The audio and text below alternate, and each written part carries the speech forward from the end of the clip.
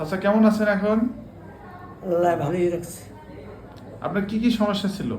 আমার এই হাড়ের সমস্যা। এমনি কি কি শ্বাসকষ্ট হইতো? হয় এই আলাদা করলে বুকটা দরবার দরবার করতে হুম। আমার আর ওই মারি মুড়ি এটা খাইয়ে যেতে বেশ বুক ধরবার করতো, ব্যথা করতো, চাপ লাগতো, চাপ লাগতো, এগুলো ধরতো। হ্যাঁ এই মারি মুড়ি বেঁধে শিশি করি। তারপর ওষুধপত্র খাইছেন? হ্যাঁ খাইছি, আমি একটু মোটামুটি। হ্যাঁ, এখন ওষুধপত্র কি ভালো লাগছে? আগের ওষুধ দিয়ে খুব একটা কাজ হয় নাই। না আগে যে খাইছি অনেক দেশে হ্যাঁ। খাইছি কোনো কাজে হয় কাজ নাই। হয় নাই। একভাবেই আর আপনার হার্টের পার্সেন্টেজ কেমন ছিল? কম, 33% ছিল। হ্যাঁ তা স্যারকে দেখায় কেমন লাগছে? এখন তো ঠিক আছে। এবার ওখানে ভাইয়া আমি আবার টেস্ট করাইছি আমার ওই ডায়াবেটিস। হ্যাঁ ওখানে ঠিক আছে, আর স্যারকে দেখায় কেমন লাগছে? স্যারের সাথে কথা বলে কেমন লাগছে?